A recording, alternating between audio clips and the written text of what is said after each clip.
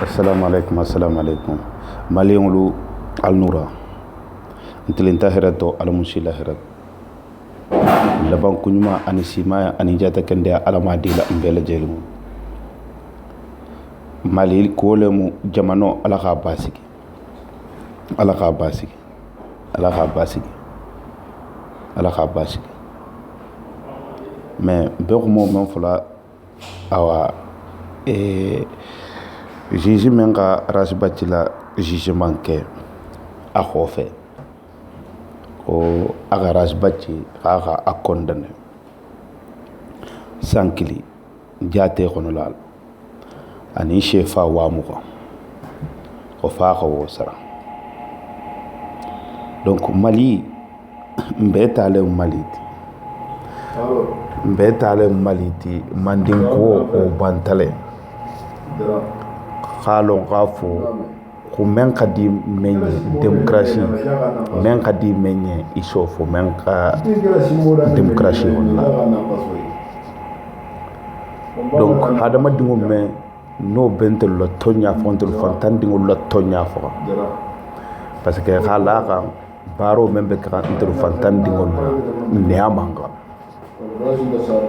parce que ni xaje ntelu fantandiŋo men felentu ni xaje ntelu manxaram ko la monga ko la gouvernement na maraku jagoyaga Moussa Traoré tilo ntelu la commune kono na dugu binani ani dugu woro wole bentelu la commune kono e kolishu sabale bentelu la commune Moussa Traoré tilo fo kana alpha tilo alpha la manda folo bantale dugol ntelu ma école chouchou awa fo projet nalingo donc ani francingo men ni américain gol ni italie ni espagne gol xebul fare ñoo xam ka gallo de ay école choulo gallo mo mebe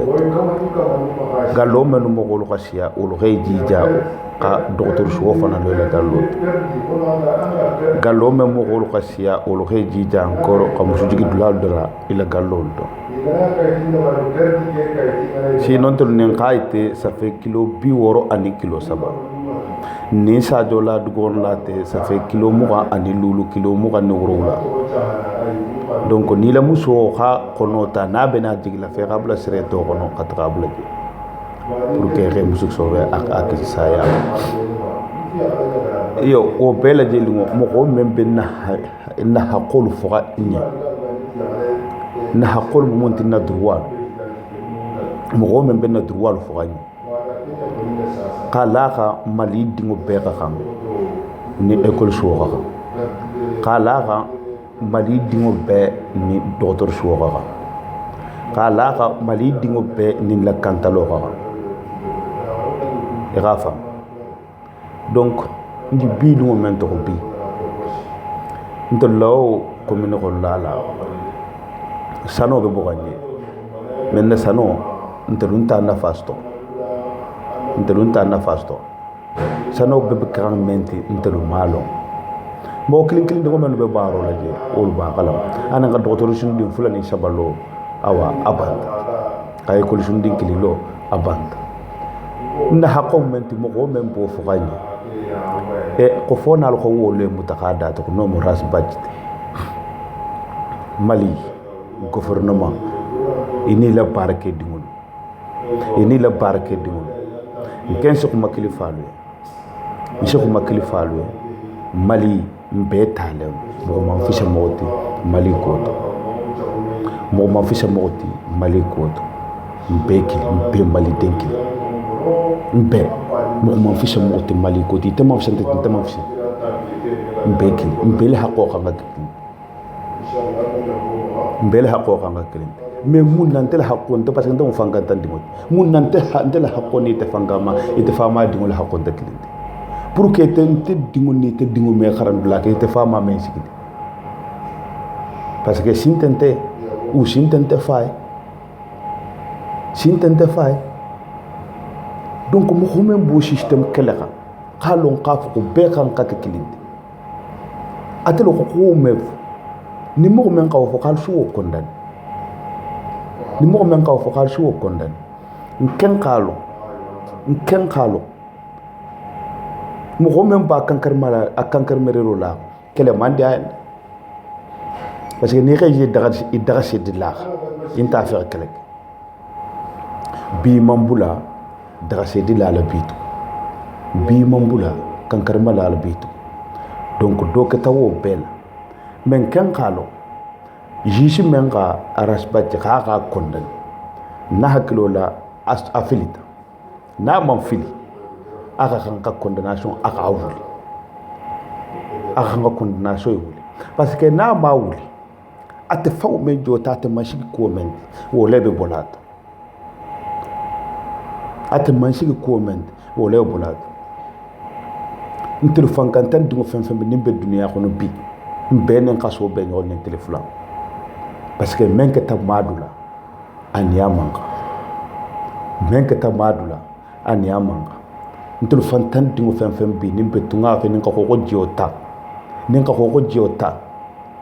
nin ka ko jota kabo malila kalli bisilo ko muta kabu gaw kay kulla sula ko le jamano duna shege be la tamo hadama duna shege be dunyo tutato dul kista sula ko ko men nafulo mutala ka faka kala nafulo ta kidal mo ko men dindingo men faka kala nafulo mutala kenyanto jamana kile ko na rafa ntel ko wo be sege munale ko sege be muna parce que ngalo tabe jan ibi ko kilela che ke ta do le kan ka ta do ka do bula parce que ibi ta fula te moto fe ko kile ke bula do le te melu son ken ta kana ke lo jan donc on khalo ta même be malila wo khadjahu sula ko la ta sula ko ta mule ku fula le ba te ni o le ba da fe e ni ole banda fa wakile takan nyodi irafa ntel wakile takan nyole di ko jota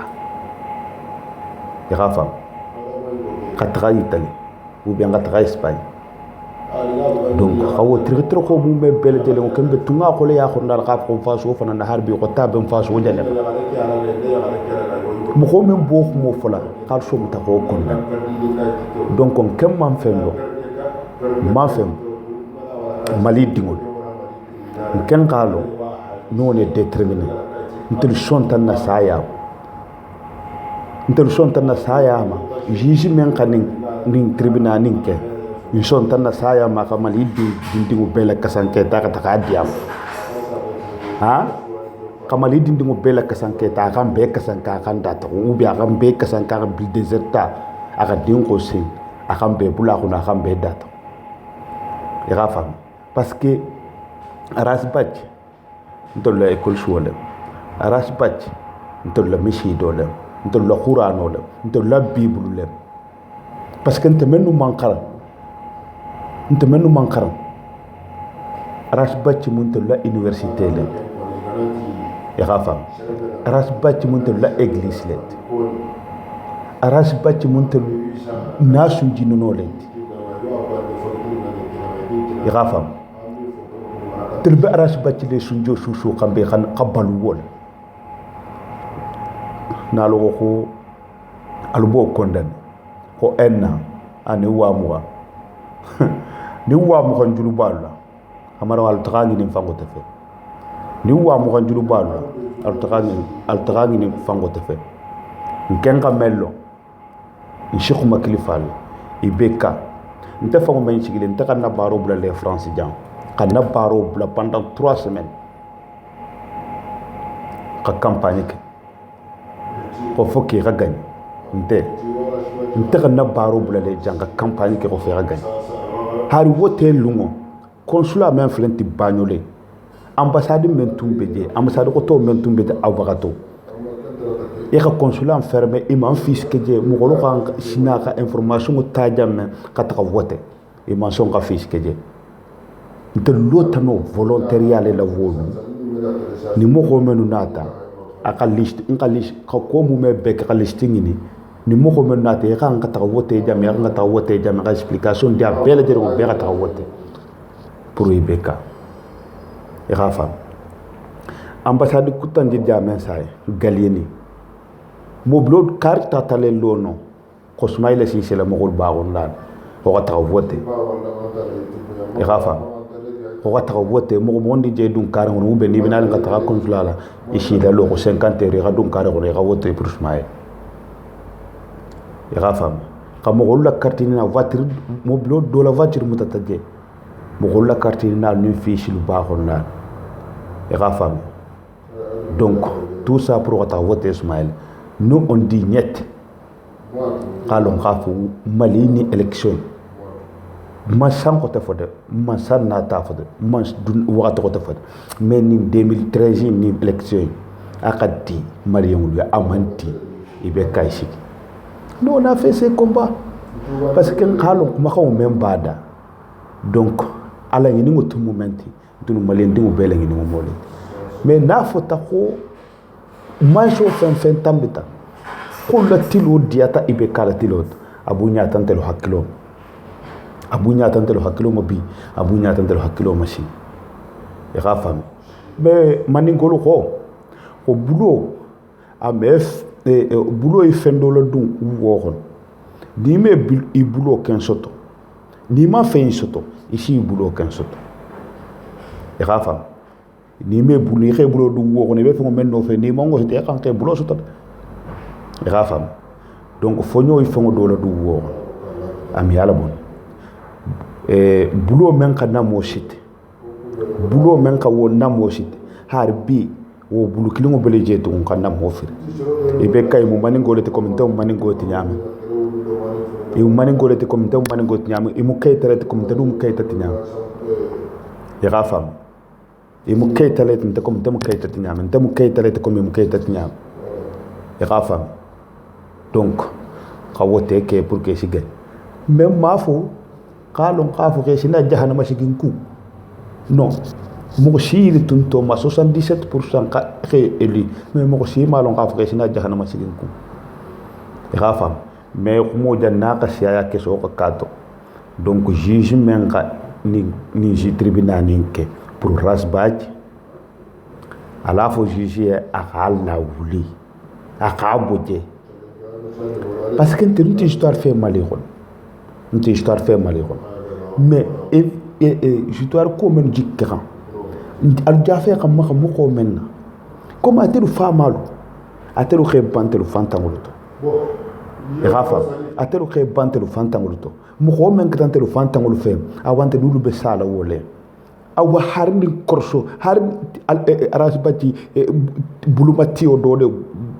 tegeta ubi akusila kese kilen ka tege ha al salon kalon gafo malien menu donc ni itunu be sinole na tunu be mano laxe e nyala kalon gafo ke kuneta e gafa donc on nyamu ko men be France dia non wi jeder nyamu ulti donc on tembe kililo men fola luye tembe kuma xam men fola luye donc ali jija toko bela ni weekend maintenant il faut faire un appel alors comme ko kili donc on kay ñoko tara alan kay ñoko je ko mo même ben buluna ngafo e pinkan ka baro menke ngofo mali dingo men natel pete ite men sigili ni jinte ma fela ite men dilale ni be ma fela mon kete fa ite baba ke fantamote mon kante baba ke fantamote mon khatu ntaka ko jiota mon khati ite me harir sama tostonobe mon khaki ite la futu wasata ite musu sani sa ite man sanga khesut ite ke sani sa ite man sanga khesut atemenu jola mer atemenu jintela mer atemenu nyajintela mo ko membo kelola khalo ko pourquoi arrêter ma école chouchou mo ko membo kelola ko pourquoi khalo nga frère ma docteur chouchou mo ko membo kelola ndrege alon qawl ni ma ta ras batila nqaita ni lan khalo nga frère bentere la baro khalo ko président ni ala gouvernement bele jelo khalo nga frère be mali dingolo la baro khalo ngema mfisa mo ti mali kunto mbela wulu kayto bamba sabanne baba ya gafam bela wulu kay to drapeau kilim bela carte nationalité kil drapeau kilile ba belgelo ya gafa donc ni ngo bulo be ko yali wo shingo be ko yali ngalo ko mali mum bele jet ko mali mum bele jet di magata ras batila di magata ras batila ni magata ras batila imagement wo ak ay bu ñaaw madu mo ko menu ko madu attaquer mo ko menu ko madu attaquer nous on veut tout de suite des résultats et clair honnête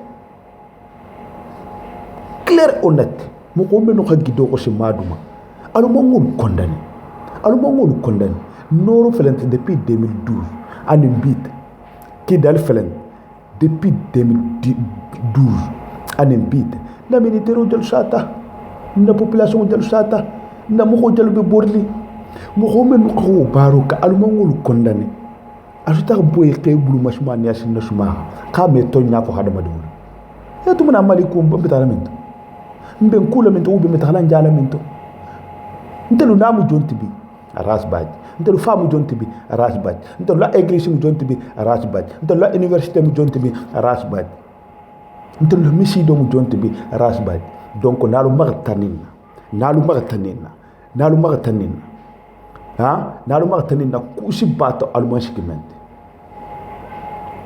kushi bato alman segment